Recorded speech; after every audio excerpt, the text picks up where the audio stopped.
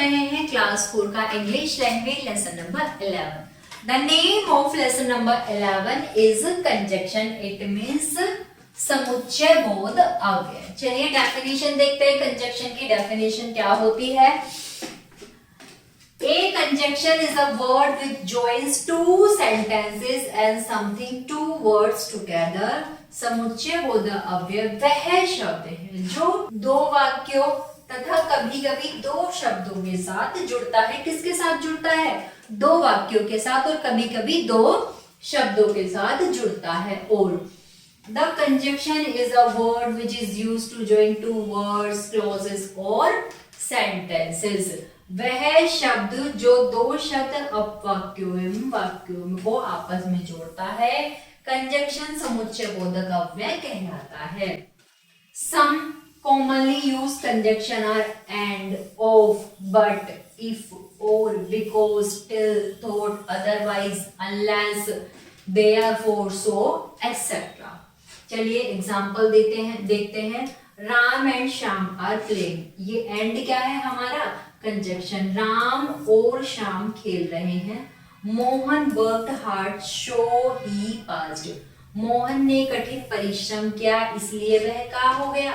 इसलिए हमारा ये क्या है? हमारा कंजक्शन है। Hari is poor but he is honest. Hari गरीब है परंतु क्या है? ईमानदार है।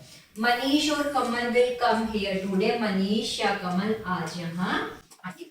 चलिए 5 पर आ जाइए। Sumit failed because he did not work hard. Sumit अनुत्तीर्ण हो गया है क्योंकि उसने कठिन परिश्रम नहीं किया है। Kajal is wise but Sunita is foolish. Kajal बुद्धिमान है लेकिन सुनीता क्या है? सुनीता मूर्ख है। उपयुक्त वाक्यों में एंड दो शब्दों को जोड़ रहा है जबकि वाक्य 2, 3, 4, 5 एवं 6 सो, बट और बिकॉज, बट दो उपवाक्यों को जोड़ रहे हैं। ये सभी कंजक्शन समुच्चय बोधक कहलाते हैं। तो प्यारे बच्चों सुनिए ध्यान से। इन्होंने क्या कहा? इन्होंने कहा है कि जब एंड दो शब्दों को जोड़ रहा है जबकि वाक्य 2 यानी कि ये वाक्य 3 हरी गरीब है परंतु ईमानदार। वाक्य 5 सुमित अनुत्तीर्ण हो गया क्योंकि उसने कठिन परिश्रम नहीं किया। वाक्य 6 काजल बुद्धिमान है लेकिन सुनीता मूर्ख है। इसमें सो, बट और बिकॉज, बट दो वाक्य को जोड़ रहे हैं। ये सभी शब्द क्या है? कंजक्शन यानी कि समुच्चय बोधक है। अब आ जाइए। अब इन समुच्चय बोधक वाक्यों को हम फिर से ध्यान से पढ़ेंगे। नंबर पढ़ते हैं। 2 and 2 makes 4। 2 और 2 4 होते हैं। You got the prize because you worked hard। तुमने इनाम जीता क्योंकि तुमने क्या किया? तुमने कठिन परिश्रम किया। He ran fast but could not get the bus। वह तेज दौड़ा परंतु बस नहीं पकड़ पाया। Look the wall before you। अपने सामने की दीवार को देखो। Either take it, leave it। या तो लो या छोड़ दो। I shall not go to school because I am unwell। मैं इस विद्यालय नहीं गया क्योंकि मैं स्वस्थ नहीं था। Do your work or I will punish you। अपने कार्य करो अन्यथा मैं तुम्हें सजा दूंगा। This is the car which I won in a lottery। यह वही कार है जो मैंने लॉटरी में जीती थी। That is boy who stood first in the class। वह वही लड़की है जो कक्षा में क्या आई है? प्रथम आया है। मैं रिपीट कर देती हूँ। यह वही लड़का है जो कक्षा में प्रथम आया है। तो it is poor yet is honest. हालांकि वह गरीब है फिर भी क्या है? ईमानदार है। चलिए हम कुछ इंपॉर्टेंट समुच्चय बोधक अव्यय पढ़ते हैं। आफ्टर यानी कि बाद, ऑल्सो भी, एज जैसे। प्यारे बच्चों आप इन्हें अपनी कॉपी में नोट डाउन कीजिए क्योंकि ये बहुत इंपॉर्टेंट है। ये कंजक्शन आपको काम आने वाले हैं।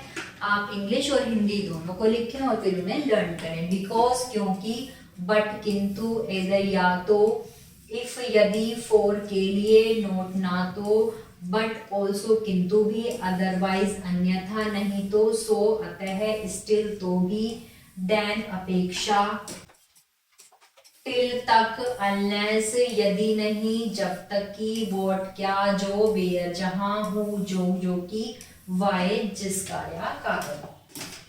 अब यहाँ पर आ जाइए, ऑथोट यानी कि यद्यपि, एंड, और, एज सून एज जो ही, बिफोर पहले, एज भी, और, या, इन केस के कारण, इधर ना तो, नॉट ओनली ना केवल, एज वेल एज और भी, सिंस के बाद भी, सो दैट ताकि जिससे, दैट की, देयरफॉर इसलिए, यट फिर भी, अंटिल तक नहीं, वैन जब की, बोम जिसको, यट फिर भी। अब हम देखेंगे यहाँ पर इन्होंने क्या कहा है, correct uses of some conjunction, कुछ समुच्चय बोधक के उचित प्रयोग। अब इन्होंने क्या कहा है, उचित प्रयोगों की बात की है कि हम उनका प्रयोग कहाँ और किस तरह से उचित जगह पर कर सकते हैं। चलिए देखते हैं।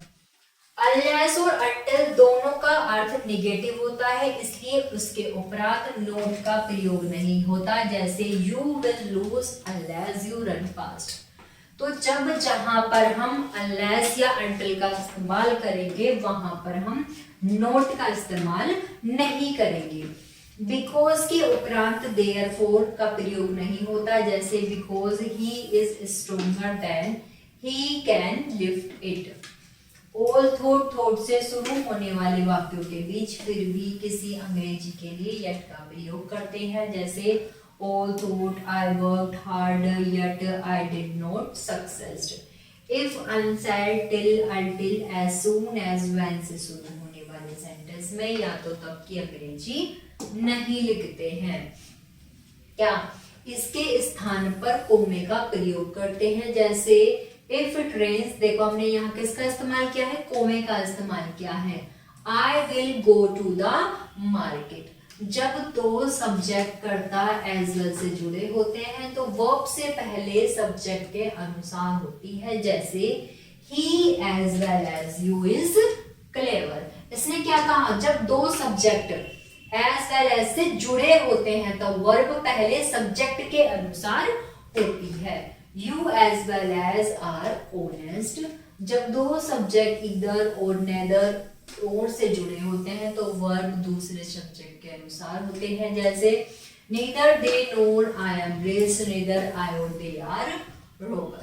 तो प्यारे बच्चों, ये थी हमारी कंजक्शन। आशा करती हूँ आप सभी को वीडियो समझ में आई होगी।